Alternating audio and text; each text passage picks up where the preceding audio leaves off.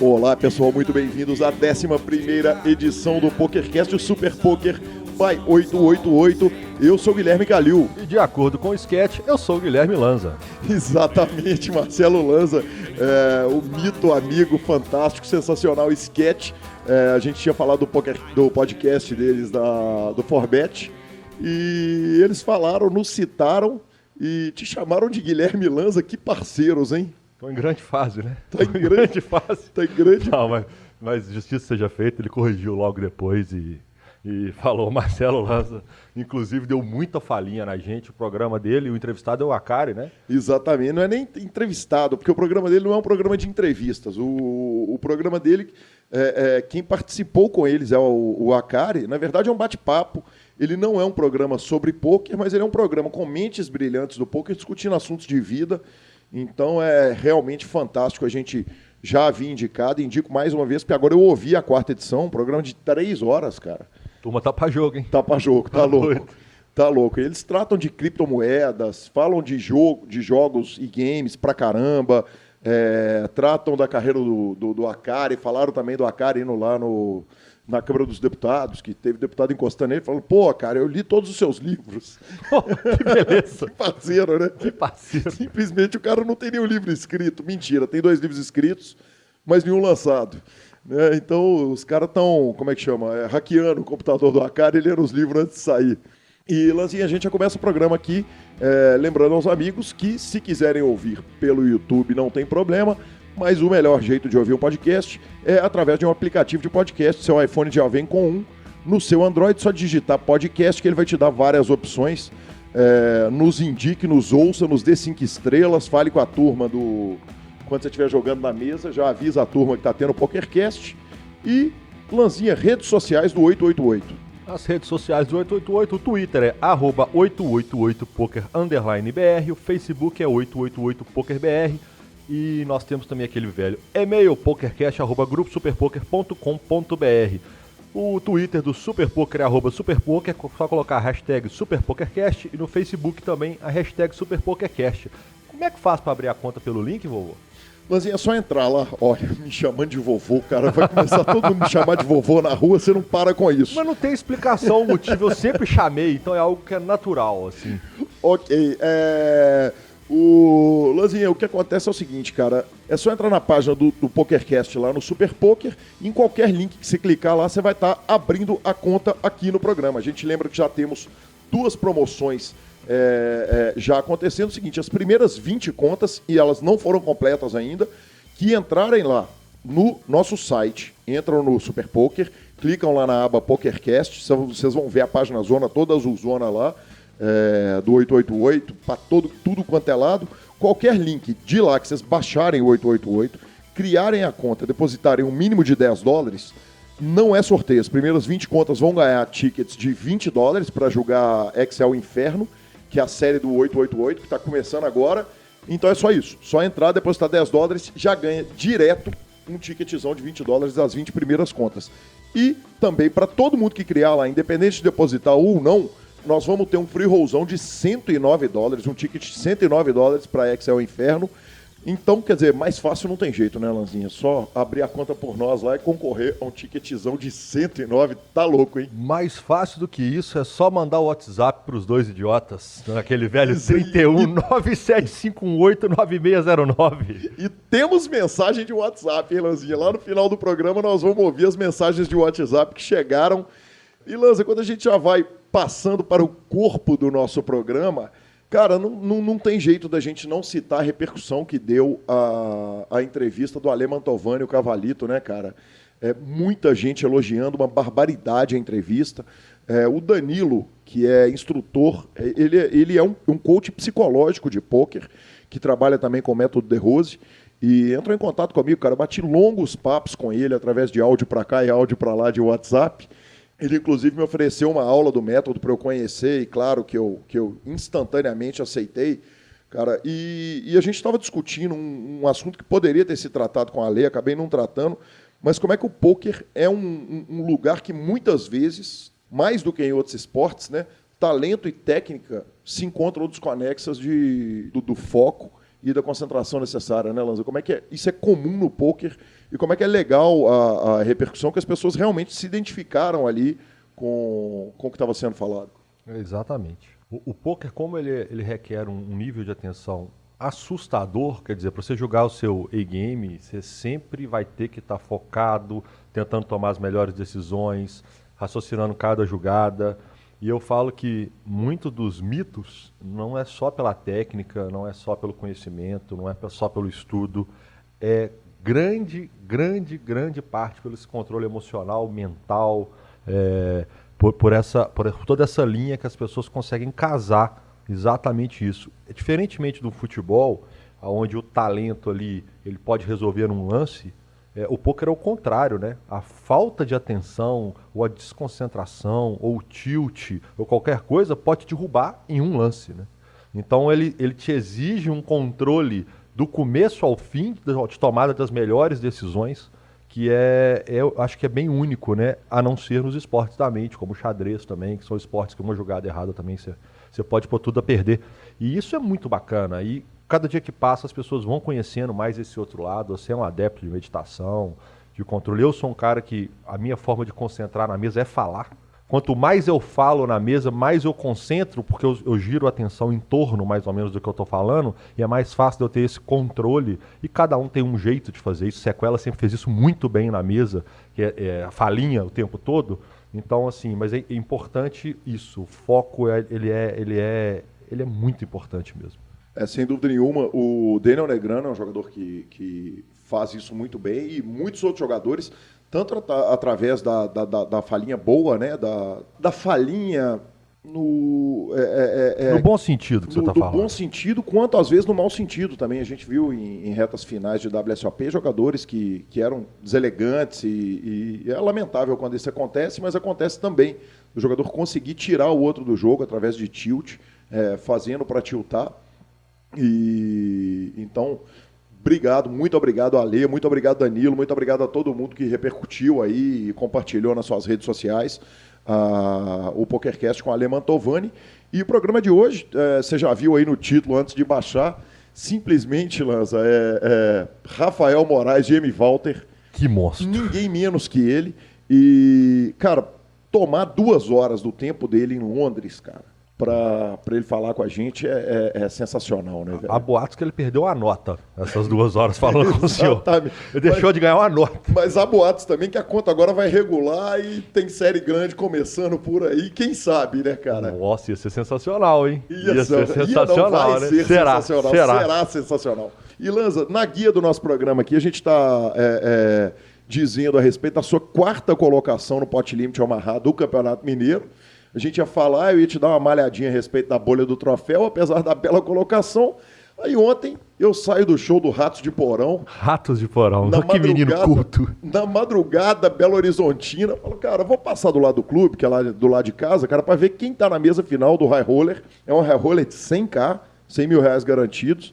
O clube é muito perto de casa. Falei, cara, vou dar um abraço no Lanza, que tá ali trabalhando, e ver quem tá na mesa final. Na hora que eu chego lá, estão na mesa final, me ajuda aqui. Gabriela Belisário, sua senhora, Sânio Capobianco, Codorna, Bruno Castro. Não sei se já estava lá quando o Otto caiu, o Otto Rolim estava lá. O Otto, quando também. eu cheguei, estava mexendo no carro, estava puxando o carro para ir embora já. E Gabriela Belisário crava o torneio, leva para casa 26 mil reais, é isso? Eles fizeram um acordo, deu 24 para cada um. Que coisa sensacional, hein, velho? Que resultado de Gabriela Belisário. E isso acontece numa hora que é muito curiosa, cara. Porque eu ouvi essa semana uma entrevista do Daniel Negreanu em que o Remco pergunta para ele o seguinte, ele está falando especificamente sobre o Main Event da WSOP de 2014, e o Remco pergunta para ele o seguinte, quem que você acha, quem era o ganhador de Main Event que você acha que poderia ser campeão e trazer o foco de volta para o pôquer? E o Daniel Negreanu falou o seguinte, olha, essa pergunta é uma pergunta multifacetada, complicada, mas eu vou falar. Eu acho que quem poderia ganhar o torneio, que daria uma publicidade muito boa para o pôquer, na minha opinião, poderia ser uma mulher bem-sucedida na vida profissional, inteligente, bem articulada, que fala bem, e aí ele pede quase perdão, mas fala o seguinte, ó, é complicado falar isso no mundo de hoje, ainda mais ele que é canadense, o politicamente correto é muito forte lá no Canadá, ele fala, e bonita, e aí eu ouço essa entrevista, de repente eu chego lá e vejo Dona Gabriela cravar o torneio. Tá louco, que sensacional. Parabéns, Gabi. E parabéns, Lanza, né, cara? Casou bem, hein? Não, cara, bacana demais. Bacana demais. É um torneio com fio difícil, é um torneio, né, o torneio mais caro que a gente tem. Ela jogou muito bem, ela joga muito bem, né? E desde que ela resolveu voltar a jogar, cada dia que passa aparecem os resultados dela. E ela encaixa nas descrições do senhor Daniel Negreanu. Peguei ela cravar o isso, eu peguei, eu aceito. Eu aceito. E, não, bonitinha, jogou demais. Muito feliz mesmo. Inclusive, eu saí de lá às 6 horas da manhã.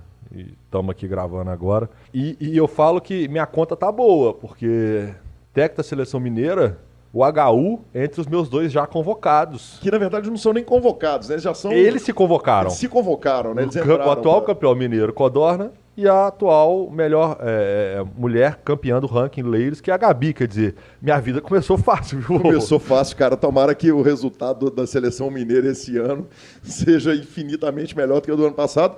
Torneio de equipes que muito provavelmente, né, Lanza? Eu vou. Claro que vai, tá louco. Estamos trabalhando para esse ano a gente inverter ali, eu ser seu Filipão e eu ser o Murtosa. Tá doido? É óbvio que o senhor tem que ir, né? Falando em torneio de equipes, o senhor vai tentar buscar um troféuzinho hoje no torneio? Hoje eu vou tentar, vamos tentar buscar um troféuzinho back-to-back, e o Leonardo Cansado e Fábio Issa, vamos tentar arrumar aquele segundo troféu. Na etapa passada nós já buscamos uma 3ª colocação e vamos que vamos, né? Então vamos para as nossas notícias, né, vovô? Que hoje nós já conversamos fiado pra burro. Nossa senhora, mas é porque precisava render, porque nós temos pouca notícia. E temos muito assunto, né, velho? Eu tô com saudade do senhor. Pô, só faltava não tá, né, filho? Você fica enfiado no meio do mato lá o dia inteiro, tá louco? Aí sim, grande abraço pra turma lá do Poker de Rio Pomba. Lanzinha, e nossa primeira notícia. Cara, então, o imparável, esse é o título da matéria do Super Poker, o imparável Justin Bonomo vence mais um high roller no EPT de Monte Carlo e chega a quase 9 milhões de prêmio no ano. Lanza, eu abri meu Twitter essa semana e vi uma tweetada do Justin Bonomo assim: acabei de ganhar meu 5º torneio do ano. Não é o de 2 dias atrás. Foi outro diferente. Que fenômeno, velho. Inacreditável, né, cara? O Justin Bonomo realmente ele tá passando um ano, cara, bizarro. O ano dele tá esquisito. Começou o ano voando e, cara, nada para o menino, e a WSOP tá chegando, tá na cola e ele continua voando, cara. E não só ele, né? Nós temos aí 2, 3 nomes, como o Stephen Chidwick também, que estão voando. Vegas tá aí batendo na porta, expectativa chegando, a turma já toda se programando para ir. E o Bonomo foi lá e superou um fieldzinho de mais 29 pessoas, aqueles torneios baratinhos, né? A turma gosta do baratinho, né? Exatamente. Por que não, né? Por quê? Arrumou mais 260 mil euros e 2 dias depois de ter vencido o Single Day High Roller do mesmo Bahia. Quer dizer, fenômeno, né? Fenômeno, Lanza. E aí o que acontece? Ele dá uma embolada lá no Player of the Year da GPI, o jogador do ano da GPI. Quem se encontra em primeiro lugar no ranking de 2018, especificamente, continua sendo o Stephen Chidwick. Ele está com 2.762 pontos. Aí o Rainer Kemp está em segundo lugar, praticamente, virtualmente empatado, 2.744. Sam Greenwood está em terceiro colocado, 2.313 pontos. E o Justin Bonomo está na 4ª colocação com 2.300 pontos. Na 5ª colocação vem o Isaac Hexton. Você vê que ele não está em primeiro colocado, por causa muito também do que o Chidwick fez lá no US Poker Open. Mas no Random Mob do ano de ganhos, ele está em primeiraço, assim. A diferença é gigantesca. Ele tem valor, 8 milhões e meio de dólares, enquanto o Stephen Chidwick tem 5 milhões e meio. É assustador o jump de um para o outro, e apesar dele não ter conseguido superar. O que mostra que não é só o dinheiro que conta, né? Exatamente. Mas considerando que está vindo aí agora Super High Roller Bowl, tá vindo WSOP com o one drop de $1 milhão esse ano, Lanza. Cara, vamos aguardar para ver o que o Z-Justin, o Justin Bonomo e o Tidwicks vão fazer nessa WSOP aí, nesse Super High Roller, que vai ser bonito de ver, hein? Os próximos 2, 3 meses prometem, filho. Teremos emoções à vista. Sem dúvida nenhuma. E, Lanza, a nossa segunda notícia, cara, aconteceu um negócio muito engraçado.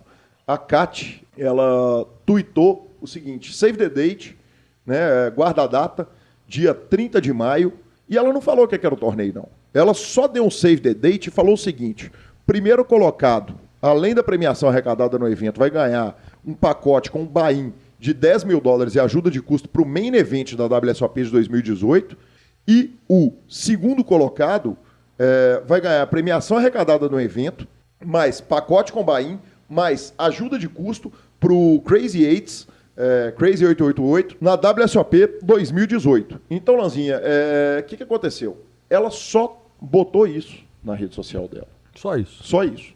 E mandou um save the date. O que eu fiz? Nós estamos com pouca notícia. O senhor foi para furo de notícia, é isso? Exatamente. Fui atrás do furo de reportagem, cara. Liguei para dona Cátia e falei: ó, Cátia, a parada é a seguinte: nós precisamos divulgar, precisamos informar para o nosso público, em primeira mão, para quem ouve o PokerCast, o que vai acontecer, o que está vindo de grande por aí, que o 888, junto com a Unique, sempre faz aqueles torneios maravilhosos, uns torneios elegantes, classudos. Ela virou e falou assim: ô Gui, então tá bom, beleza, tá aqui a notícia inteira. O torneio se chama Warm Up to Vegas, by 888 Poker. O torneio vai ter as distribuições dos pacotes do 888 para a WSOP e vão ser adicionados mais R$55 mil em cima do valor arrecadado. O que vai acontecer é o seguinte: o torneio tem buy-in de R$1.000, o stack de 25 mil fichas. Ele vai acontecer no dia 30 de maio de 2018, às 3h30 da tarde. E o local, Marcelo Lanza?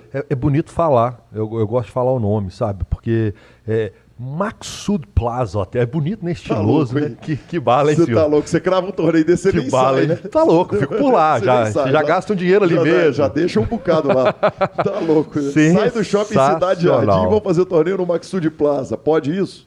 Mais uma vez, seguindo a linha do Unique Poker, né, do 888, que são sempre lugares sensacionais, premiações atraentes, diferenciado, né? Tem sempre coisas diferenciadas, parceiros diferenciados. É o 888 sempre fazendo torneios lindos, né, filho? Maravilhosos, é isso aí, Lanzinha. E vamos para a nossa entrevista. Mais uma vez eu agradeço o Rafael Moraes, o GM Walter, que carinhosamente aí me deu 2 horas do seu tempo. E eu preciso fazer um agradecimento super especial nessa entrevista, que foi ao Sketch. O Sketch fez um favor sem preço para mim, que foi o seguinte, cara. Durante a preparação dessa entrevista para o Jamie Walter, ele me mandou alguns áudios de assuntos que ele achava interessante tratar. E, cara, me ajudou pra caramba, né, cara? Ter um cara feito sketch me ajudando na entrevista é brincadeira e muito obrigado aí. Então, vamos para a entrevista. Primeira parte, GM Walter. Olá, pessoal, estamos de volta com o nosso entrevistado, o fantástico, o espetacular, o sensacional Rafael Moraes, GM Walter. Rafa, com grande orgulho que eu recebo você, um dos maiores jogadores de torneio do Brasil, sem dúvida nenhuma, um dos maiores jogadores de pôquer do mundo, monstro do pôquer online, monstro do pôquer ao vivo, resultados enormes, torneios enormes, uma história fantástica no pôquer. Muito bem-vindo ao PokerCast. Fala, Gui. Valeu, galera do PokerCast.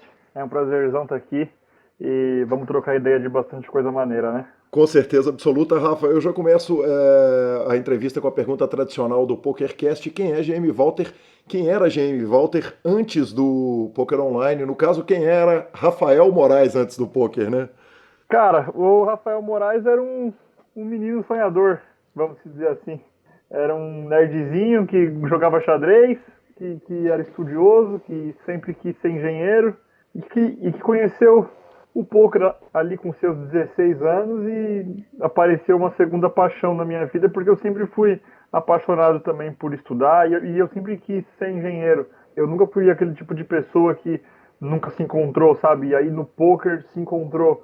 No meu caso foi um pouco diferente, porque o meu pai, ele é engenheiro e eu sempre gostei, e eu sempre ia trabalhar com ele quando eu era criança, com 11, 12 anos, eu já ia pra obra com ele, eu sempre gostava, sabe? E era eu que pedia, não era ele que falava, ah, filho, vamos lá trabalhar comigo. Não, eu falava, pô, pai, deixa eu ir, eu quero colocar os tijolos, eu quero pintar, eu quero fazer o negócio, tipo pedreiro mesmo. Eu curtia mesmo. E eu gostava muito disso, de ver, né, o chão e de repente ter uma casa.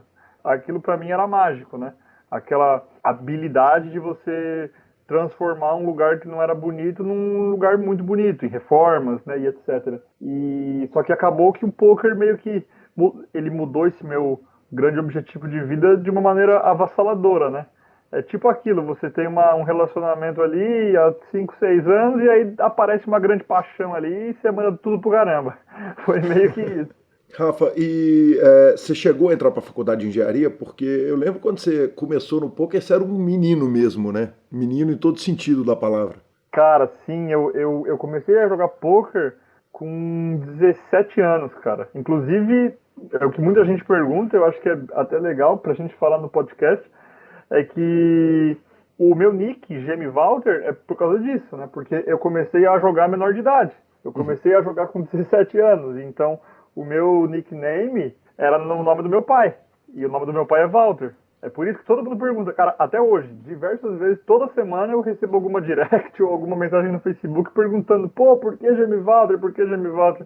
E é por isso, porque eu jogava na conta do nome do meu pai por um ano ali, porque eu era menor de idade, eu queria jogar de qualquer jeito, queria melhorar. Óbvio que não recomendo para ninguém fazer isso, porque já tiveram vários casos de perder o dinheiro, de nunca mais poder jogar no PokerStars.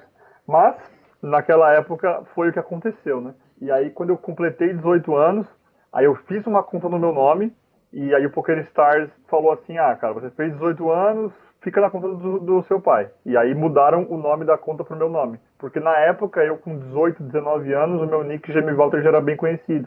Então eles falaram que eles preferiam mudar o nome do dono da conta do que mudar o meu nick, porque provavelmente se eu mudasse o meu nick, eu prejudicaria os meus oponentes, porque eles não saberiam quem eu era. Então é uma história bem engraçada, eu nunca ouvi uma história assim, tipo, já tivemos jogadores com problemas na conta, que mudaram o nick ou que resolveram, mas o meu caso foi bem assim mesmo, o PokerStars mandou um e-mail e ele falou, cara, que você vai ter que manter o seu nick, porque senão vai ser uma desvantagem grande com seus jogadores. E aí acabou que eu tive que manter o nick e até hoje, né? E até que é legal, cara, porque o nick realmente é muito conhecido e é uma imagem minha, né? É uma segunda imagem minha. Né? Então, eu não tenho problema quanto a isso, não. E Walter é o nome do seu pai e a esposa do Felipe Fio, a Carlinha, esposa não, namorada, que em breve vai ser esposa, agora em outubro desse ano. Quando ouvi os meninos falarem de você, um dia ela virou e falou, cara, quem que é esse tal desse Walter que geme tanto? No sentido de gemido. De onde que vem o GM? Porque o Walter veio do pai. O GM, cara, inclusive uma pessoa fez um nick, né, cara? Esse nick, em uma das salas de poker, que o nick é Gemi Walter. Daí eu, meu Deus do céu, cara, virei meme. Virei meme, pois é. O GM vem do xadrez, porque é a titulação máxima que você consegue alcançar no xadrez, que é grande mestre. E aí é GM. E isso também, já me perguntaram 1 milhão de vezes o que é o GM. Já me perguntaram se eu trabalhava na General Motors, já perguntaram se eu era guarda municipal, que a pessoa também era guarda municipal e ela queria saber se eu era um amigo dela, sabe? Um amigo de corporação. Então, já perguntaram de tudo, cara. E a última foi essa do geme, né? O que tá gemendo aí? Pois é. Que genial. Rafa, e uma história incrível que você conta, aliás, eu permito fazer uma pequena pausa aqui na entrevista para recomendar ao ouvinte que corra lá no canal do Forbet no YouTube. O canal do Forbet no YouTube tem um volume indecente de informação, quanta coisa legal, quanta coisa incrível. E uma das séries que tem lá são 2 minutos com o Rafael Moraes, o que tornou minha vida infinitamente mais fácil, porque eu peguei lá milhares de histórias que nós vamos abordar aqui, e quem me dera eu ter esse material inteiro a respeito de todos os entrevistados. Normalmente é uma luta muito grande para poder buscar, captar informações, captar histórias interessantes e boas pegas. E uma história que você conta lá é a do seu pai entender o poker. Mas antes da gente entrar nessa história, eu acho que tem um negócio que é muito legal que você fala nos 2 minutos com o Rafa Moraes, que você termina todos com "Eu sou Rafael Moraes, jogador profissional de pôquer". E em algum dos vídeos você fala, olha, não é que eu jogo pôquer, não é que eu sou jogador de pôquer, eu sou jogador profissional de pôquer. Eu queria que você contasse um pouquinho a respeito dessa frase, que eu acho que ela é uma frase que ilustra bem a sua relação especificamente com o jogo, cara. Pois é, cara. Isso é meio que algo que é importante para mim e para todos os jogadores que eu represento, vamos dizer assim. Há alguns anos atrás, eu representava somente os jogadores do Forbet, né? Que eu sou instrutor, que eu sou mentor e que eu ajudo eles e estou dia a dia com eles. Hoje eu já me vejo numa situação um pouco maior, né? Com uma representatividade um pouco maior, e eu sei bem disso. E isso vem junto com uma responsabilidade muito grande, né?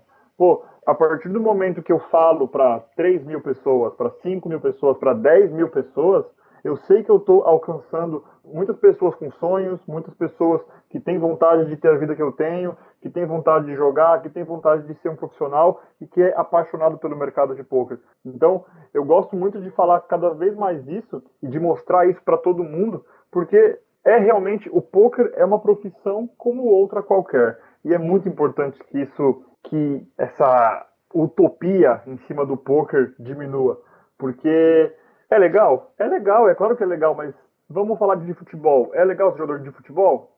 Quase todo brasileiro, homem, queria ser jogador de futebol? Queria. E conseguiu? Não quer dizer que conseguiu. Ou muitos que conseguem têm uma vida normal, cara. É o 0,0001% que vira o Neymar. É o 0,001% que vai ganhar milhões ou muitos mil reais por mês.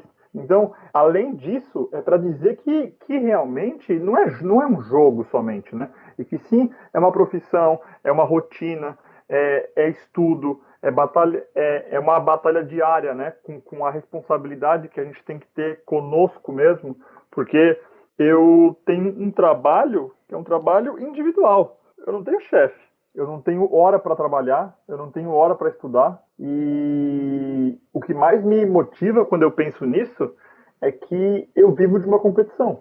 E eu acho que essa frase, assim, ela tinha que até que fazer uma tatuagem dessa frase, para ela realmente relembrar e o quanto isso tem que me motivar, cara. O quanto isso tem que motivar a todos os possíveis jogadores, a todas as pessoas que querem ser jogadores.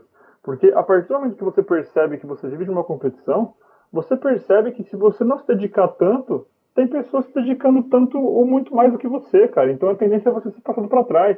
Ou a tendência é você ganhar menos do que você poderia. Ou a tendência é você ficar pelo caminho. Então, esse lance de eu sou o Rafael Moraes, eu sou jogador profissional de pôquer, eu poderia ficar falando horas e horas sobre isso aqui, porque realmente ele é muito mais profundo realmente do que parece. Mas, muitas vezes, é para simplesmente mostrar, né? O objetivo do vídeo, né? Nu e cru, é para mostrar que realmente o pôquer é uma profissão, para todo mundo que está vendo, e para todo mundo falar, não, joga. E para acabar com aquela frase clássica, né?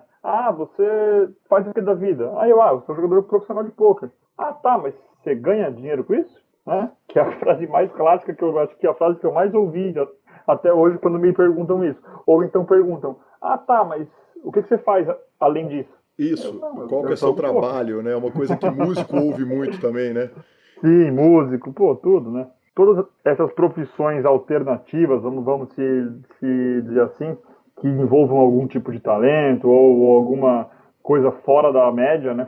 Fora do nosso círculo social de verdade, todo mundo tem esse tipo de indagação, né? Músico, DJ, jogador de pôquer, cara, esportista, né, basicamente, Sim, e artista.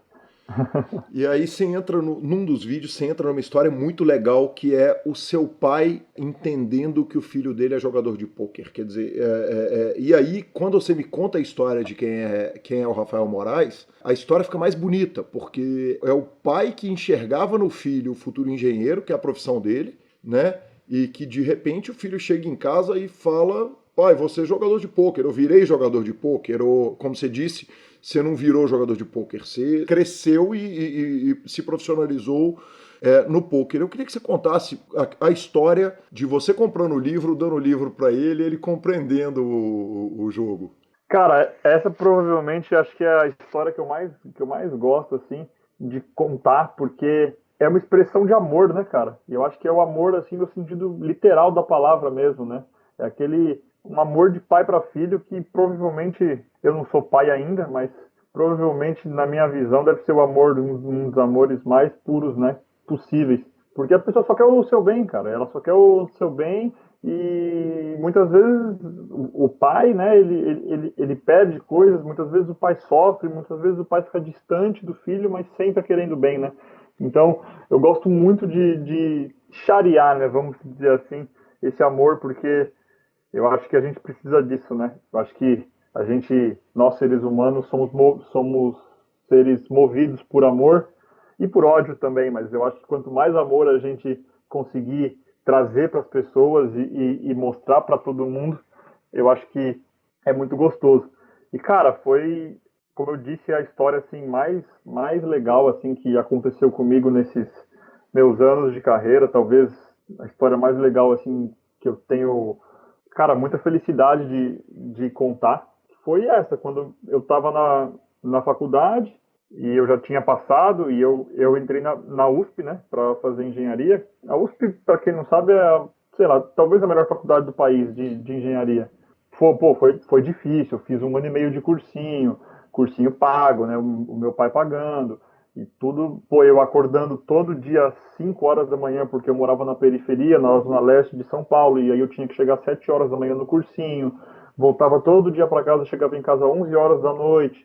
Então, é a vida normal ali do paulistano ou do brasileiro de classe média baixa, vamos dizer assim, né? Aquela dificuldade, mas com alegria e em busca dos sonhos e dos objetivos que todo brasileiro tem.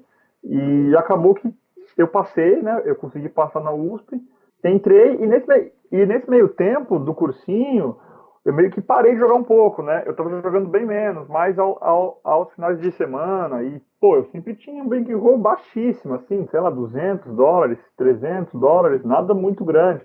E jogava torneiozinhos baratinhos e tal. E acabou que eu comecei a ir muito bem. Sei lá, tipo, quando acabou o cursinho, né? Que tem aqueles 3, 4 meses para entrar na faculdade, para você descobrir quanto é que você, se você passou ou não. E aí eu comecei a jogar bastante e nessa época eu jogava junto com o Thiago Crema, que é meu sócio hoje no Forbet, e com o Cricor, que ele é grande mestre de xadrez hoje. Ele jogava muito bem poker há 8 anos atrás, só que ele decidiu parar porque ele realmente era muito bom no xadrez e é muito bom até hoje. Ele, se eu não me engano, é o quinto ou quarto melhor jogador de xadrez do Brasil hoje. Então ele realmente é muito bom, já foi campeão brasileiro, ele representa o Brasil nas Olimpíadas de xadrez, esse ano vai ser na Croácia, ele vai. Então ele realmente foi pro lado do xadrez e conseguiu realmente muito sucesso nisso que ele almejou. E eu e o Creme a gente veio pro poker, mas enfim, a gente jogava juntos, nós três, né? E a gente, e aí a gente chegou um domingo e a gente falou assim, cara, vamos jogar uma reta aqui grande? Sei lá, vamos colocar $1.000 na reta, cada um põe 300 e se a gente ganhar, a gente divide por 3 tudo. E aí foi todo mundo, né? Enfiou o bankroll inteiro, cada um tinha, sei lá, $300, $500, todo mundo enfiou tudo. E aí eu comecei a ir bem. Aí eu ganhei um torneio de 20 mil, aí no dia seguinte eu ganhei um torneio de 10 mil, e aí no outro domingo eu ganhei mais 20 mil. Foi muito bizarro. E aí eu ganhei $50 mil, tudo bem que a gente dividiu em 3, né? Deu uns 20 mil. E aí eu, caramba, meu, tô rico, cara. Com 18 anos, acabado de completar 18 anos, acabei de estar na faculdade. Eu ganhei em 1 ano o que um engenheiro ganha, provavelmente. Desculpa, em 1 semana eu ganhei o que um engenheiro formado ganhava naquela época, né? Há 8 anos atrás. O que um engenheiro ganharia em 1 ano. Eu falei, meu Deus do céu. E é aquela coisa, né? Quando a gente é pivete, quando a gente é adolescente, esse tipo de coisa não tem como não mexer com a nossa cabeça, né? E aconteceu que eu meio que fui parando de ir para a faculdade. Um dos grandes motivos é que eu morava em Sapopemba. E Sapopemba é não extremo leste de São Paulo, mas é bem leste. E a USP, ela é no extremo oeste de São Paulo. Ou seja, eram 2 horas e meia para chegar na faculdade. Então eu tinha que acordar tipo 4h30 da manhã, todo dia. E aí muitas vezes eu jogava e de repente eu não ia, e eu comecei a mais não ir do que ir. E aí foi quando aconteceu essa história do meu pai chegar em mim e falar assim, e aí filho, qual é que é? Porque ao mesmo tempo que ele percebeu que eu não estava indo, ele percebeu que eu estava colocando dinheiro em casa também, né? Porque eu sempre fui muito unido, assim, a minha família sempre foi muito unida, meu pai sempre foi muito trabalhador e todo mundo foi, cara, sempre muito unido, assim, os filhos, meu pai e a minha mãe. E eu ajudei bastante, né, com esse dinheiro que eu ganhei. A grande maioria eu coloquei em casa para ajudar, porque a gente estava passando dificuldades na época. E aí ele falou, e aí, qual é que é, né? Eu sei que está ganhando, mas e aí? O seu sonho era ser engenheiro, agora ser jogador de pôquer, qual é que é? Eu não entendo nada desse jogo.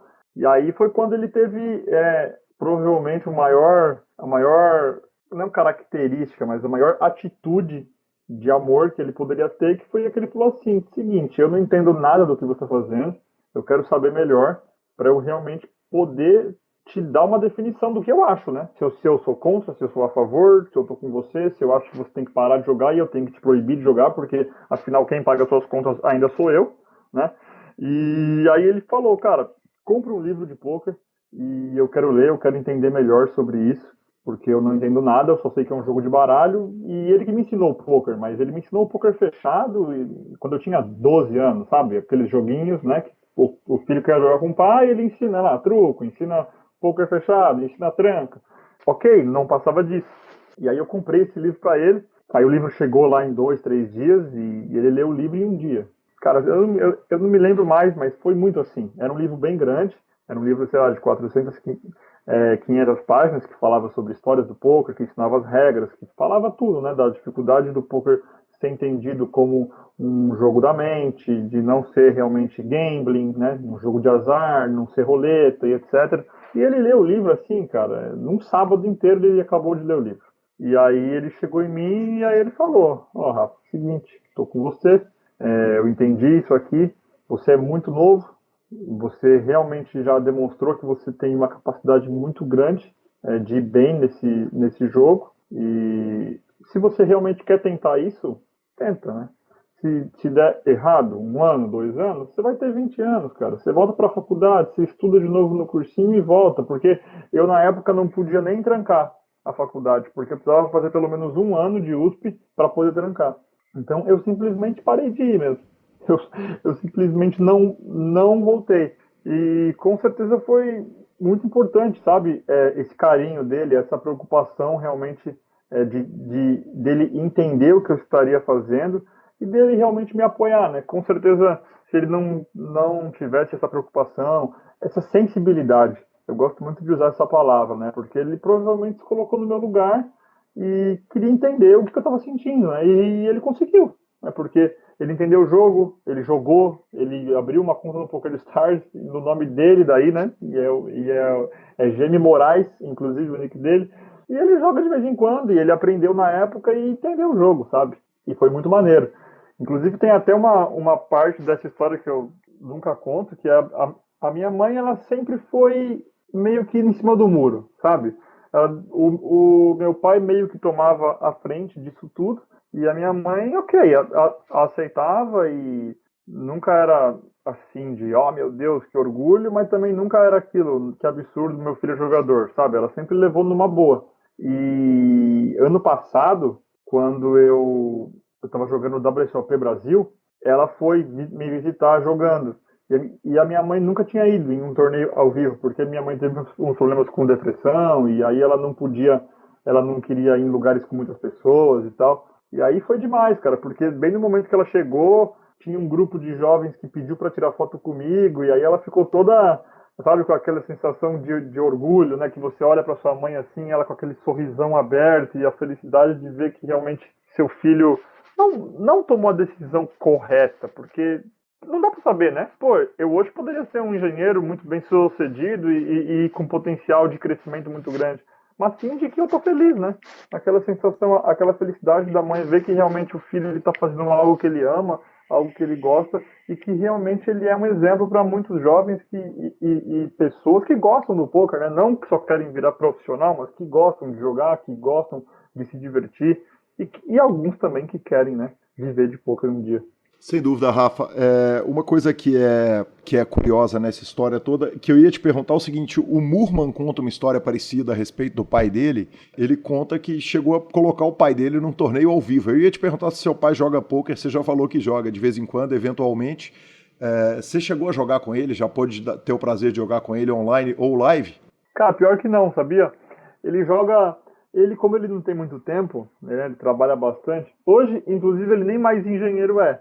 Ele cansou de São Paulo, ele mora numa cidade do interior de São Paulo e mora num sítio com a minha mãe e eles têm uma estufa de verduras hidropônicas. Então é uma vida bem pacata deles e eles nem mais trabalham com isso. E aí, como ele não tem muito tempo, ele trabalha bastante mesmo nessa estufa aí, ele joga mais cash game, sabe? Cash game baratinho, de 1, 2 centavos, 2, 5. Acabou que a gente nunca jogou. Mas é uma boa ideia para a gente tentar fazer um match aí, quem sabe. E, Rafa, ele te liga para perguntar dúvida quando ele tá com dúvida a respeito de uma mão, o que ele devia ter feito e tal.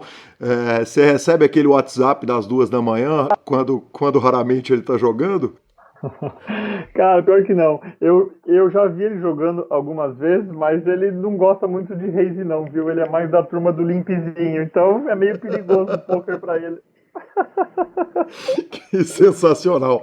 Rafa, a relação com seu pai tem a ver com a sua entrada no xadrez também? Ele era incentivador da sua entrada lá no xadrez no começo? Ou não tem nada a ver, foi uma coisa totalmente sua?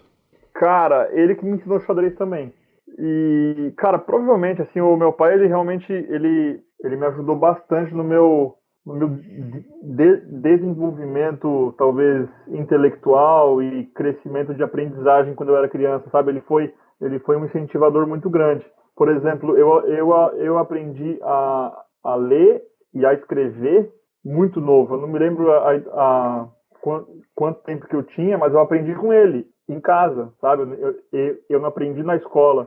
Ele comprou aquelas letras de madeira, e aí ele ficava brincando comigo, montando as palavras, e aí toda noite eu queria mais, óbvio, né, que eu também queria bastante, né, eu tinha já aquela vontade quando eu era bem pequeno, eu sei isso, né, porque minha mãe e ele contam, óbvio, e aí eu aprendi muito rápido. Mesma coisa com o xadrez, né, tipo, ele sempre gostou de xadrez também, e aí ele me ensinou xadrez, e eu me apaixonei pelo xadrez, e aconteceu que na minha escola tinha um professor que dava aula de xadrez todas as quartas-feiras depois da aula. Aí eu comecei a jogar xadrez, eu sempre fui muito competitivo, aí ele me contou que existiam campeonatos de xadrez. Quando ele me falou isso, aí acabou, né? Aí eu falei, meu Deus do céu, eu quero ficar bom, eu quero jogar campeonatos, eu quero crescer, eu quero melhorar, eu quero jogar. Eu sempre fui muito competitivo, né? Tipo, todos os esportes, eu sempre fui muito competitivo e eu sempre gostei muito de esportes, cara.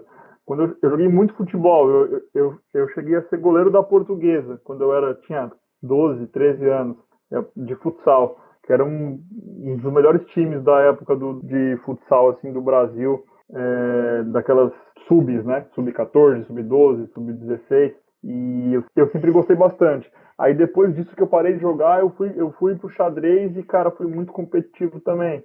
Eu ganhei campeonato brasileiro escolar, eu ganhei alguns campeonatos paulistas, todos de modalidade por idade.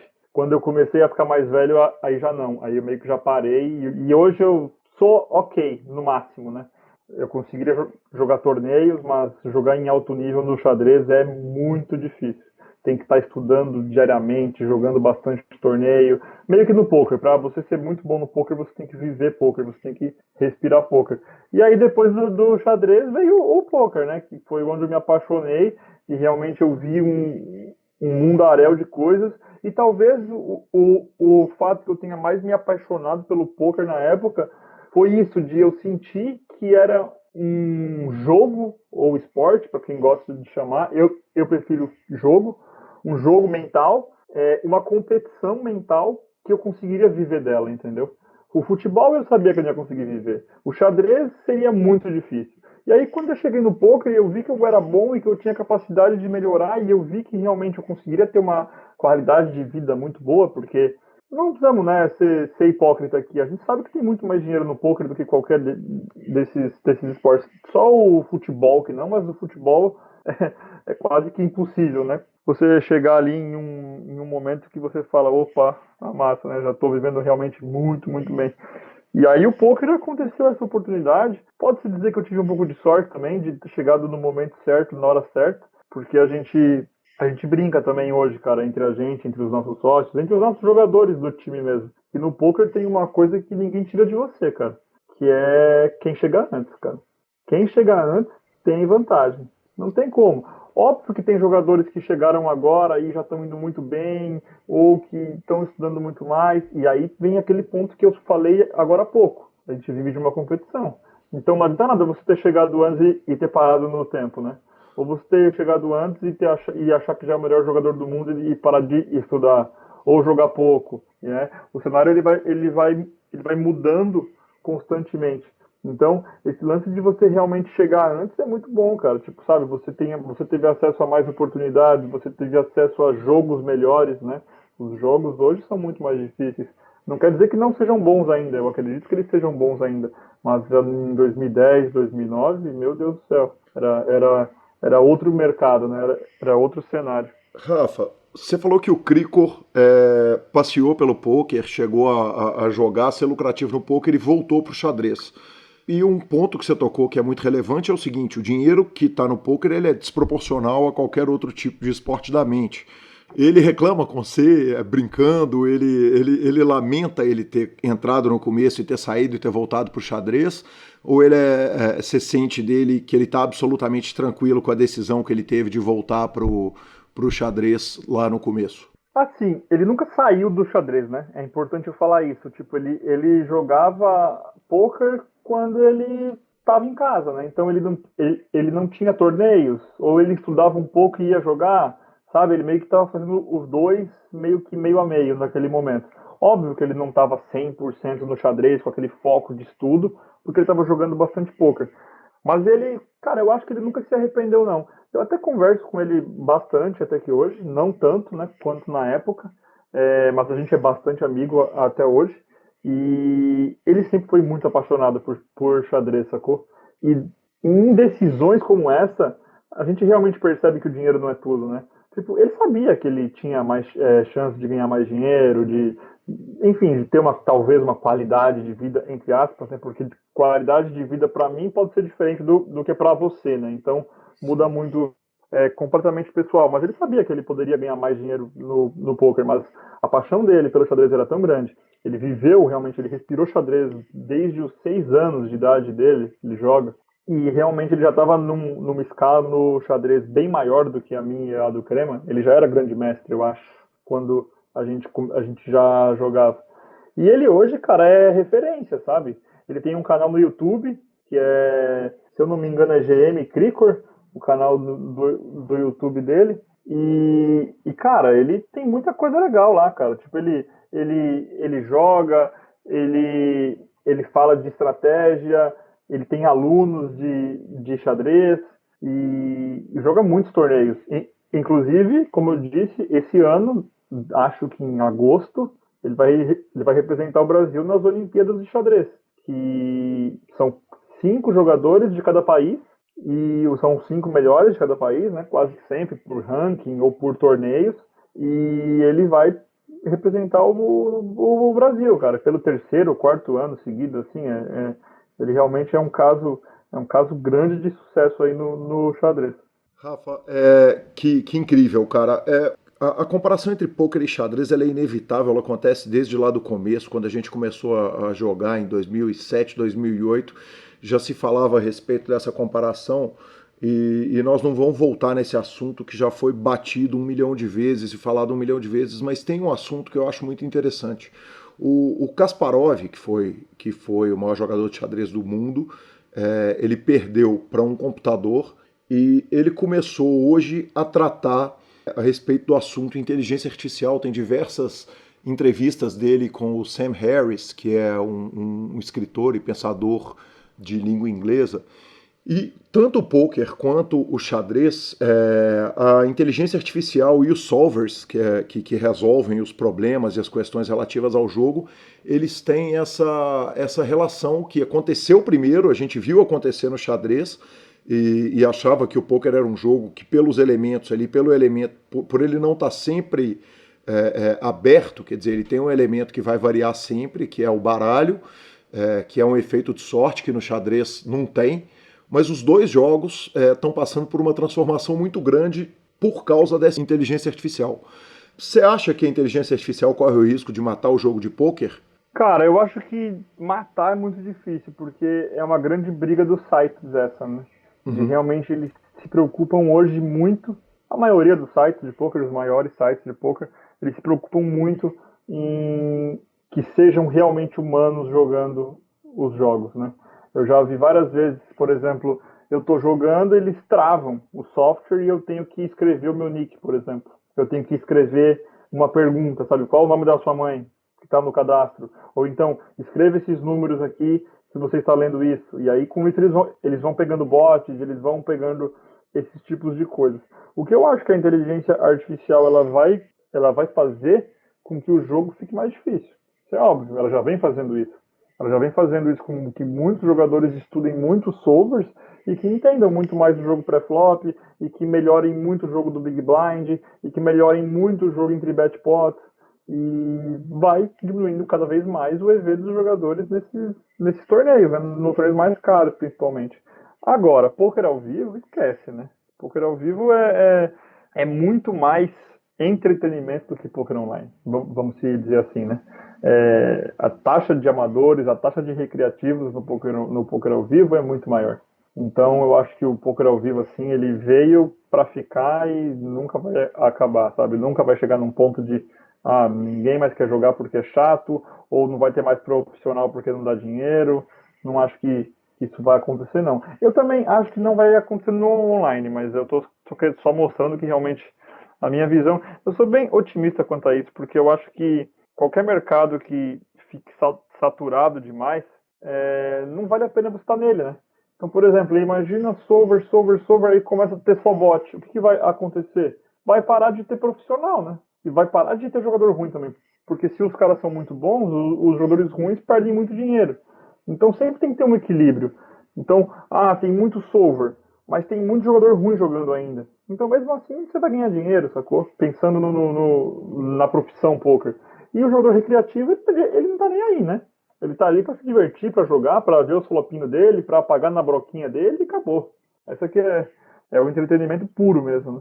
Rafa, e você cogita a possibilidade, quer dizer, você para pensar, tem uma coisa assim, a gente vê o próprio Kowalski falou disso comigo, falou, porque naquela época era muito mais fácil e a gente imprimia dinheiro e tal, então é comum a gente ver até o arrependimento de por que eu não joguei mais, por que eu não grindei mais naquela época, quando o dinheiro era mais fácil do que é hoje.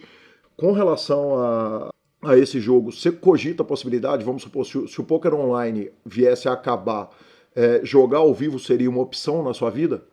Com certeza, né? Com certeza, porque hoje eu não me vejo saindo mais do poker, sabe? Eu tô muito... tenho muitos negócios no poker, além de só o fato do jogador, né? Eu empreendi bastante e, tenho um time muito grande, estudo muito, respiro poker, então eu não deixaria de jogar poker hoje, não me vendo parar assim pelos próximos 10 anos, assim. Poderia dizer assim com bastante certeza, só se acontecer alguma coisa muito diferente ou uma paixão avassaladora por outra coisa, mas é muito difícil, né? Porque o poker ele vem sendo uma paixão avassaladora há muitos anos, então é muito difícil de eu chegar e falar assim, vou parar, sabe? Não tem mais online, não vou mais jogar, quase impossível, sabe? Eu sempre vou estar envolvido e algo que muitas pessoas, né, quando você pergunta, e aí, você vai jogar poker até quando? Né? Você quer guardar dinheiro e se aposentar? Você quer fazer o quê? E aí, cara, muitos falam, né, que não querem, que tem outros objetivos de vida. E eu não, cara, eu realmente gosto, sabe? Assim, o meu lifestyle, a minha vida, o que eu faço é realmente o que eu amo. E é por isso que muitas vezes, tipo, eu tenho até um consultor financeiro, vamos se dizer assim, e ele falou uma frase pra mim, assim, também, sobre isso até, e eu sempre lembro dessa frase. E ele fala assim, cara, seguinte, quanto mais perto você tá do seu sonho de vida, menos dinheiro você tem que se preocupar em guardar. Porque qual que é o objetivo de guardar dinheiro? O objetivo de guardar dinheiro, ele é, obviamente, uma segurança financeira para casos emergenciais, né, como saúde, como doença da família, enfim, para várias coisas. né? E aumento de patrimônio. Mas o maior motivo de se guardar dinheiro é para mudar de vida, né? É para, eu quero morar numa casa mais legal. Eu quero viajar mais. Eu quero não sei o quê. Eu quero ter mais luxo. E aí faz sentido, né? Quando você realmente fala assim, não, eu quero guardar porque eu quero melhorar, eu quero ter alguma coisa diferente. E aí essa frase, ela tem total sentido, né? Quanto mais perto você está realmente da vida que você quer levar até o final da sua vida, menos você tem que se preocupar com isso. Com o poker é um pouco perigoso, né? Porque, como você bem disse, a gente não sabe até quando que o poker vai durar. Por isso que no poker a gente precisa guardar mais, precisa ganhar muito menos, gastar muito menos do que a gente ganha. Mas eu achei muito legal essa frase, porque ela realmente mostra que muitas vezes o dinheiro ele é o meio para o nosso lifestyle, né? Ele é o meio para o modo de vida que a gente quer viver. E hoje, cara, assim, eu não consigo dizer assim, cara, não sou feliz com a vida que eu tenho, sabe? Ou então quero mais. Tipo, quero uma casa? Pode ser, sabe? Eu hoje não tenho casa, não tenho carro, não tenho nada. Eu vivo de aluguel, quando eu preciso de carro, eu alugo um carro. Todos os meus patrimônios são empresas, né, voltadas a poker, ou meu patrimônio como jogador mesmo e dinheiro, né? Não tenho nenhum patrimônio, assim, em relação a coisa física, mas é muito louco. E aí eu olho e penso assim, realmente, né, cara, faz muito sentido. Se você tem uma entrada de capital boa e que você consegue viver da maneira que você quer viver até o resto da sua vida, que é jogando poker, que é jogando ao vivo, que é viajando 2, 3, 4 vezes por ano, vivendo uma rotina legal, crescendo a família, tendo relações pessoais, com amigos, com a esposa, com a família boas. Eu acho que esse é o nosso objetivo da vida, né? Então, é meio que isso. Fui mais pro lado filosófico agora da coisa. Fantástico, fantástico. Rafa, eu ouvi uma entrevista essa semana, a entrevista está fresquíssima com o Nick Schulman, que é jogador de High Stakes, joga no Bob's Room lá no Belágio, e é comentarista de torneio também. E ele fez mais uma analogia com o xadrez, que foi o seguinte: ele falou, olha, a representação do que é o xadrez de primeira linha e do que é o jogo popular, ela é muito parecida com o que são os super high rollers, os torneios de $100 mil, $300 mil, $1 milhão que são jogados e que a televisão tá batendo muito forte, a mídia de poker está mostrando isso com muita força, e o que é o main event da WSOP, o torneio de $1.500 da WSOP, que são torneios muito mais baratos. E ele falou, olha, a mídia de poker, ela tem que voltar a atenção dela um pouco menos para esses $300 mil, ou mostrar esses torneios de $300 mil mais como uma exceção à regra, mas é importante se focar nos torneios menores, porque esse é o torneio que o jogador recreativo vai jogar, como é no caso do xadrez. Você acha que a mídia está errando a mão em olhar demais para a turma dos meninos alemães, mais Stephen Chidwick, mais os monstros do pôquer americano e europeu, a mídia mundial? E além disso, como é que você enxerga essa relação com a mídia do Brasil e com a mídia com os torneios brasileiros em comparação com a mídia gringa, cara? Cara, eu acho que em todo jogo, em todo esporte, a gente precisa de ídolos, né? A gente precisa de pessoas que você olha e fala assim, caramba, esse cara é bom. Ou então, caramba, esse cara aqui representando esse site aqui, ele realmente deu credibilidade a esse site, né? Ou então, você olhar e realmente falar assim, caramba, esse cara joga muito, é muito legal ver ele jogando, né? Cara, a gente tem inúmeros exemplos disso, né? Todos os esportes que a gente consome, a gente tem pessoas que a gente gosta, fala assim, nossa, joga demais, nossa, que maneiro ver esse cara jogando, nossa, ele é um monstro. E eu acho que no poker é muito importante também o cultivo desse tipo de pensamento, né? Vamos dizer, isso é importante para o crescimento do cenário. Então, eu acho que é importante. Eu acho que podem estar errando um pouco a mão na quantidade de torneios caríssimos, né? Se você olhar, é um negócio absurdo, pô. Se olhar quem joga todos os torneios ao redor do mundo, vai dar o quê? 5 milhões de buy-ins? 10 milhões de dólares de buy-ins por ano? É algo completamente fora da realidade. Todos, 100%. 100%. E eu digo porque eu sei. 100% dos profissionais jogam bancados. Isso é ruim? Claro que não. Pô, se o cara consegue jogar livre, joga por 10%, por 15%, tá ótimo. Dá dinheiro para ele? Claro que dá. Mas muitas vezes é irreal o que acontece no cenário. Você olha assim e fala assim, meu Deus, o cara tá jogando lá $300 mil, ele é muito bom e muito não sei o quê. Na real, o cara não tá jogando por isso, sabe? Muitas vezes o cara ganhou lá $1,5 milhão, o cara ganhou 100 mil, 200. Mas o ponto não é esse. O ponto é que realmente eu acho legal, eu acho importante a mídia cobrir esse tipo de coisa, mas pode ser que esteja um pouquinho demais. Mas também é algo que é difícil de também ficar julgando o que a mídia tá fazendo, o que a mídia não tá fazendo. É muito difícil, né, cara? Ser mídia de poker, você bem sabe, é muito difícil, cara. Muita hora, o que eu acho que uma das maiores dificuldades no poker é que falta pauta, né, cara? É difícil. Hoje, talvez menos, porque hoje tá rolando torneio à torta e à direita, tá rolando muito mais profissionais jogando no Brasil, então você consegue realmente ter mais sobre o que falar. Mas eu lembro uma época do poker no Brasil que você não tinha o que falar, cara. Você olhava, não tinha. Era resultado do dia, só. Hoje não, hoje já tem entrevistas, hoje você já tem o cultivo de ídolos, né? Você já tem representatividades nacionais. Antes você só tinha a Kari, Mojave, Ale Gomes, Decano. Hoje a gente não, hoje a gente já tem um grupo muito maior, já temos ali uns 15, 20 jogadores que você pode falar assim, fala, pô, verdade, esses caras representam pelo menos uma parte dos jogadores, pelo menos uma parte do cenário. E, de maneira geral, respondendo a sua segunda pergunta, né, sobre como a mídia brasileira trabalha, eu gosto, cara. Eu acho que melhorou bastante. Melhorou bastante também porque o cenário melhorou bastante, né? O cenário brasileiro cresceu muito. O poker no Brasil triplicou de tamanho nos últimos 2 anos. Frouxo, assim, com certeza. O Brasil no poker online era tipo 2% do field, hoje a gente coloca 10% do Sunday Million é brasileiro, pô. Sabe, realmente o Brasil ele se tornou uma das grandes potências do poker mundial. Isso ajuda muito o cenário, ajuda muito a mídia, porque os sites conseguem injetar mais dinheiro na mídia, a mídia consegue colocar mais profissionais bem capacitados trabalhando, vídeo Gui Khalil, vídeo, né, muitos jornalistas que realmente, se não tem dinheiro, você não consegue trabalhar. Isso é o óbvio, né? Então, um mercado mais saudável, ele gera também uma mídia mais saudável, uma mídia mais inteligente, uma mídia melhor, né, mais capacitada. Rafa, e aí você jogou o torneio de 111K, já que a gente está no assunto Super High Rollers.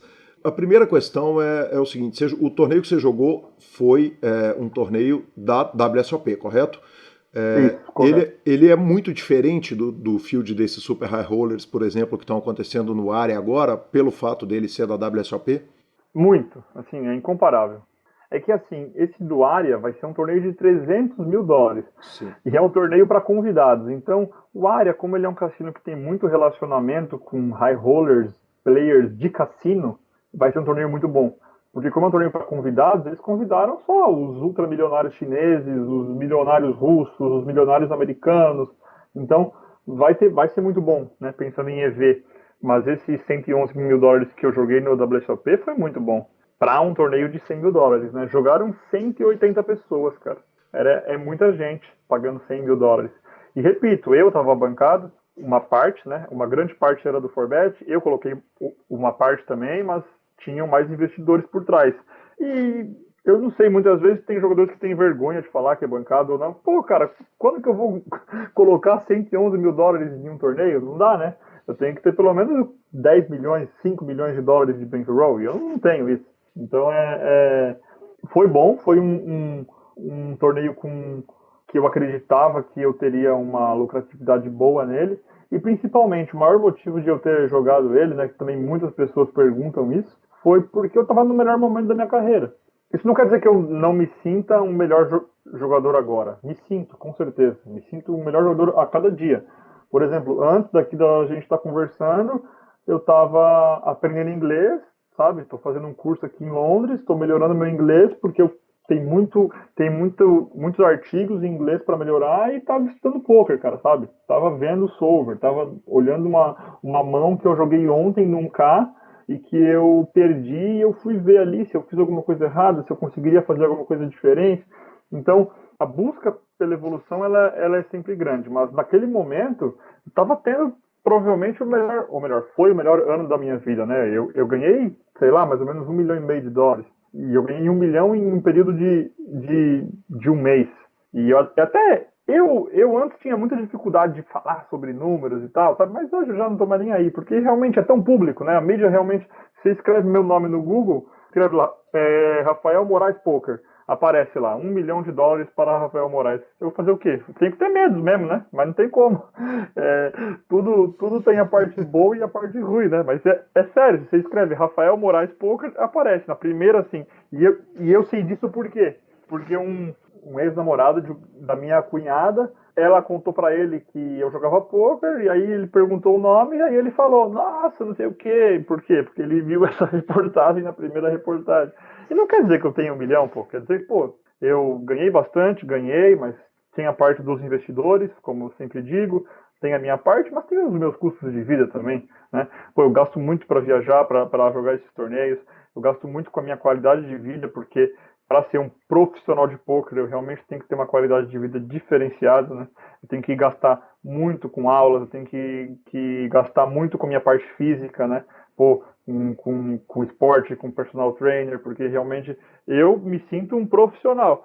Não quer dizer que eu não acho um profissional quem é gordo, sabe? Quem joga só online. Não, mas é que eu realmente, como eu fui para os lives, como eu fui para os super high rollers, todas as partes realmente são importantes para eu me sentir 100% batendo de frente com esses outros jogadores. Rafa, com relação ao field do torneio de 111 mil dólares, grande parte desse field, ainda que ele tenha um número maior de amadores, até por ser parte da WSOP, mas grande parte daquele field é um field que, se você ligar a um site de transmissão de poker, você vê esses caras jogando o tempo inteiro.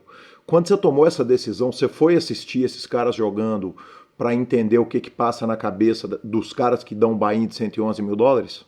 Cara, eu sempre assisto vídeos e torneios, e principalmente a grande maioria que tá lá já jogaram ou jogam online ainda, entendeu? E outra coisa que é muito importante também quando você fala isso, né, dos caras que dão buy-in de 111 mil dólares, na real eles não estão dando, entendeu? Entre aspas. Óbvio que é muito que eles estão fazendo um investimento bem grande, mas a imensa maioria está jogando para investidores. E isso não é demérito nenhum. E, inclusive, é a coisa mais inteligente a se fazer. Por exemplo, se a pessoa não... Ela bate o... Oh, desculpa, Gui, pode falar. Nada, até porque quem te banca você estava falando em investimento do Forbet, quer dizer, quem está te bancando para entrar no torneio de 111 mil dólares são alguns dos melhores cérebros do poker brasileiro, que, em consequência, são alguns dos melhores cérebros do Brasil como um todo, né, cara? Não, pois é, e o mundo também. Pensa assim, pô, no mundo não existem investidores inteligentes, não existem caras arrojados, e é a mesma coisa. Se você pegar os melhores jogadores americanos, os melhores jogadores do Reino Unido, os alemães, todos, todo mundo realmente com investidores grandes por trás, porque não há bankroll que aguente. Esse é o grande ponto. Se você ficar jogando torneios de 100 mil dólares ou de 50 mil dólares durante um ano inteiro e você pegar uma downswing, acabou, né? Não há quem tenha um bankroll de 2, 3, 4 milhões de dólares. É minoria. Há, né, óbvio, tem pessoas que têm, mas é a minoria. Mas voltando realmente ao cerne da questão que você perguntou, cara, eu assistia, eu conhecia bastante, mas principalmente eu conhecia muito do online. A grande maioria dos jogadores que jogam e que tem a oportunidade de angariar investimentos para jogar um torneio desses são jogadores que são muito bons no online, né? Então, pô, o cara chega, imagina só, você vai chegar, pô, ó, seguinte, eu quero jogar uma reta de 2 milhões de dólares aqui esse ano. Tá, eu não tenho esse dinheiro, mas eu sei que eu ganho dinheiro. Eu sei que não é que eu sei que eu ganho, né? Eu sei que a minha probabilidade de ganhar dinheiro é grande. Ou que o meu EV é positivo, falando de maneira mais correta. Não quer dizer que a chance de ganhar dinheiro é grande, mas eu tenho um EV positivo aqui de ganhar. E aí, como eu chego isso? Como eu arrumo investidor? Pô, você vai chegar e vai mostrar os seus números no online, né? Você fala assim, ó, aqui, ó, em 3 anos eu ganhei 3 milhões de dólares. Pronto, você arruma investidor, né? É o que acontece isso no mundo, né? No Brasil é muito mais difícil porque a gente fala em quantias muito altas e nós não estamos hoje no mercado regulamentado. Mas, principalmente o Reino Unido, que é onde eu estou morando agora aqui, em Londres, é um mercado completamente regulamentado. Então, existem investidores de poker, sabe? Existem investidores que bancam jogadores de super high roller. E eu sei porque, eu falo porque realmente eu sei e eu conheci essas pessoas, não porque eu fui pedir investimento, mas porque eu já conheci de que são caras conhecidos mesmo do meio. E aí, por exemplo, esses $100 mil que teve agora em Barcelona, teve um desses investidores que ele tinha cotas de 70% dos jogadores que jogaram. É um investimento bom, sacou? Claro, Rafa, você falou que você conhecia os jogadores, mas quando você senta numa mesa de live para jogar, não está escrito na sua testa Jamie Walter, né? Você senta num clube semi-exclusivo ou um clube que raras pessoas têm chance de pertencer a ele e as pessoas ali não necessariamente te conhecem. É vantajoso isso, você sentar numa mesa sem que você jogue esses torneios? Porque você já viu esses caras jogando 1 milhão de vezes e eles têm até uma relação com você no online, mas não tem o heads-up display, o HUD ali deles, falando quanto você dá raise, quanto que você não dá, com o que você joga, com o que você não joga. Então, talvez no meu começo no poker ao vivo, ou há uns 2, 3 anos, eu tinha uma grande dificuldade com isso. Da pessoa, de eu não saber se a pessoa me conhecia ou não. Só que a partir de 2016 ali, quando eu tive aqueles resultados grandes e quando eu comecei a realmente, vamos dizer, a minha carreira se solidificou realmente, sabe? Com muitos e muitos resultados e eu comecei a ficar muito mais conhecido e a virar muito mais uma referência muito grande, eu comecei a perceber que todo mundo me conhece, inclusive esses jogadores. Porque, se eu conheço o cara, por que ele não me conhece, sabe? Se é só dar um find, se é só ele tirar uma foto minha da mesa e mandar para um amigo e mandar para um grupo de jogadores. Então, eu sabia, sabe, a partir de um momento, principalmente desde 2016, que em todas as mesas que eu jogava, as pessoas me conheciam. Pode ser que um ou outro eu errava, mas a maioria eu acreditava que me conhecia.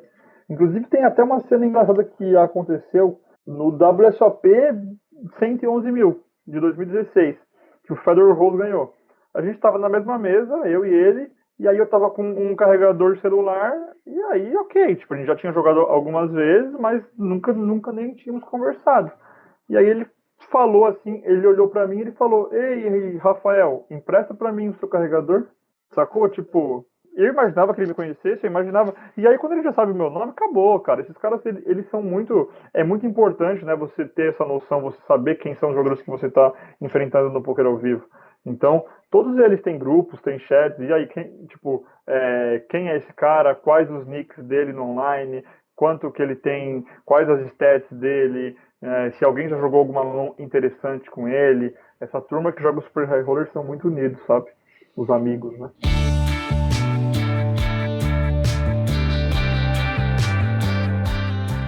Estamos de volta depois dessa fantástica primeira parte da entrevista de Rafa Moraes, Jamie Walter e Marcelo Lanza Maia. Tivemos o WhatsApp. Tivemos o WhatsApp, senhor.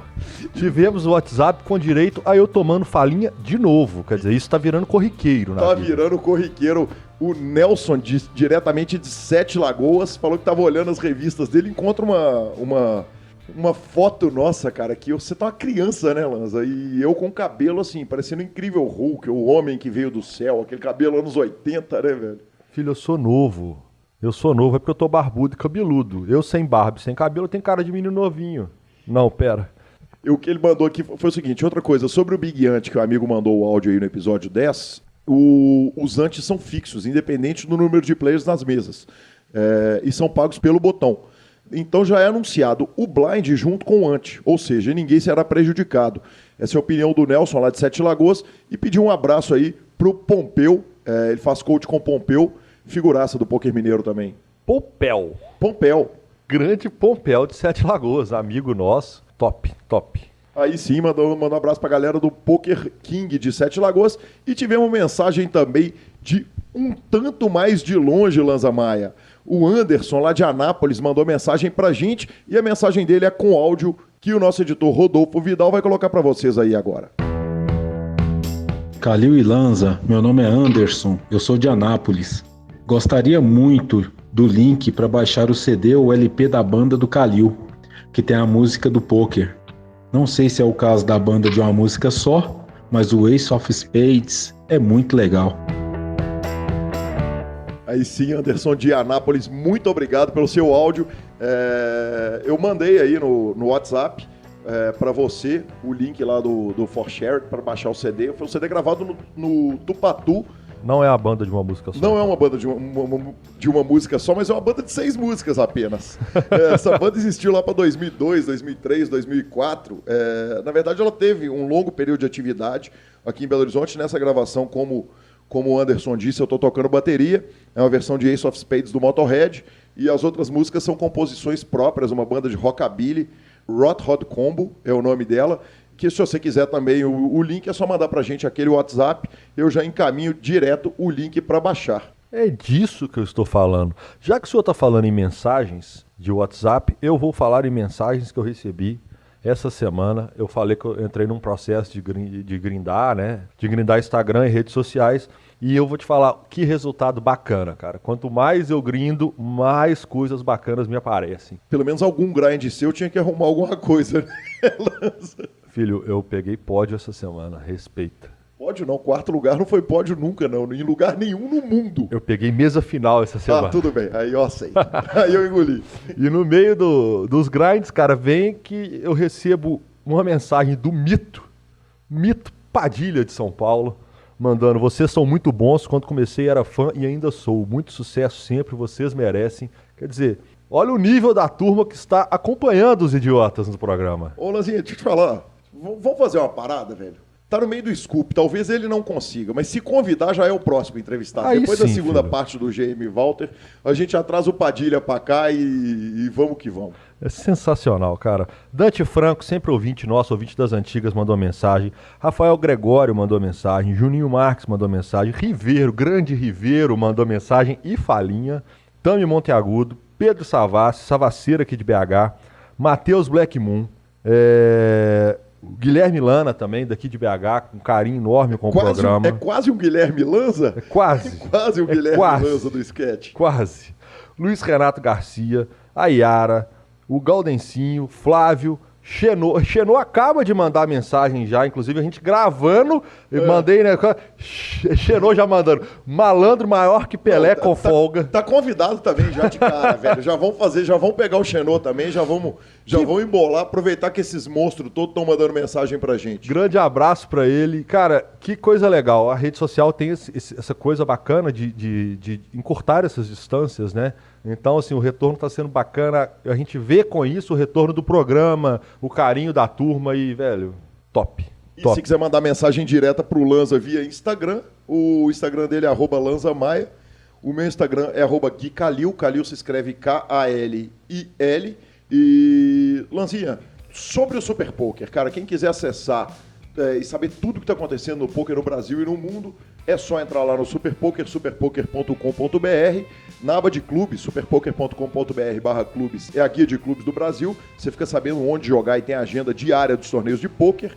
No /vídeos ou no Super Poker no YouTube, você pode seguir as transmissões, tem transmissão, tem o PokerCast, tem um monte de coisa, revistaflop.com.br, a revista de poker mais fantástica do Brasil, e mibelisca.com, cobertura de torneios mão a mão. Lanzinha, já vão para aquela dica cultural nossa, cara. Eu vou reforçar uma dica cultural que o Sketch deu no podcast do Forbet, cara. Eu vou reforçar e acrescentar mais um. O Sketch falou que ele ouve um podcast de política do Guten Morgen. E o Guten Morgen é um cara totalmente à direita no espectro político. E o que eu faço, cara? Eu ouço o Guten Morgen também, mas eu ouço também o Anticast. E o Anticast é um programa totalmente de esquerda. Ele só não é tão de esquerda quanto o Revolution, que é do João Carvalho, que também participa toda hora no Anticast. Quando começa qualquer tema político polêmico, o que eu faço? Por exemplo, rolou nas redes sociais há um tempo atrás sobre se o nazismo é de direita ou se o nazismo é de esquerda. O que eu fiz? Vou lá, escuto o Anticast, ouço a opinião dos caras, que obviamente falam que o nazismo é de direita, vou lá no Guten Morgen, ouço o Guten Morgen, que obviamente está falando que o nazismo é de esquerda. Curiosamente, eu também acompanhei essa discussão, e eu não sou tão fã de podcast igual, mas eu li muito a respeito das duas opiniões, inclusive. E Lanza, o que eu faço é isso, cara, porque aí quando você ouve um lado e você ouve o outro, você ouve as coisas razoáveis que os dois lados estão falando e ouve as coisas imbecis que os dois lados estão falando, entendeu? Então, cara, além de eu me divertir horrores ouvindo os caras, eu aprendo muito. Eu acho que qualquer discussão que você ouve os dois lados dela e os dois lados sem interferência, É muito legal. E esse sem interferência eu faço uma vírgula que é o seguinte, o Anticast não cita o Guten Morgen em hipótese nenhuma, mas o Guten Morgen pega as falas dos caras do Anticast, dá play e vai fazer crítica. Cara, é muito engraçado isso, é muito sensacional.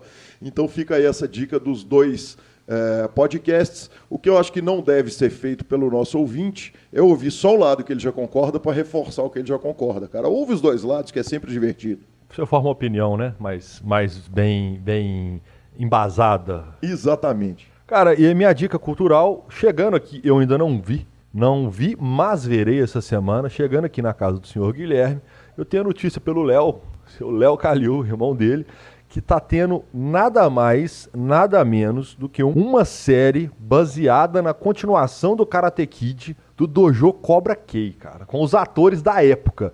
Cara, isso é muito a nossa cara, isso é muito vintage, velho. Cara, não tem como não ver isso. Velho, eu não vejo série, mas assistirei. Fico agradecimento aí ao senhor Leonardo Calil, que nos deu essa dica. Vamos assistir. Ela tá no YouTube pago, né? Provavelmente. Exatamente. Como a gente não baixa coisa pirata, nós vamos pegar um avião ali nos Estados Unidos e vamos assistir o trocinho ali e já voltamos, né, para falar a respeito na semana que vem. Então vocês dão um jeito de assistir da forma que vocês acharem melhor. Nós não vamos indicar nada. Exatamente. Segue o jogo, entendeu? Quem quiser, procura que vocês vão achar. Aí sim, segue o baile. E é isso aí, fica por aqui então o PokerCast de hoje. Eu gostaria de agradecer a todo mundo que vem ouvindo, vem repercutindo, vai indicando, nos dá 5 estrelas na Apple Store, nos dá reviews. Muito obrigado e ficamos por aqui. Valeu, até o próximo. Valeu, moçada. Até segunda-feira que vem com a segunda parte da entrevista do GM Walter. Tomara que vocês tenham gostado da primeira como a gente. Um grande abraço e até o próximo.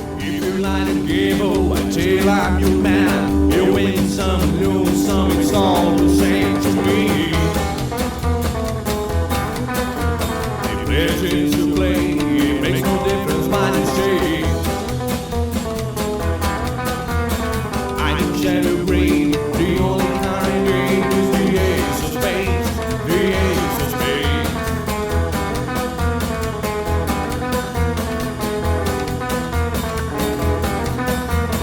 Playing for the high one, dicing with the devil, a gun with a flow, it's all a game to me. 7 or 11, snake eyes watch the news. Double up or queen, double sticks of spring, the ace of spades, the ace of spades.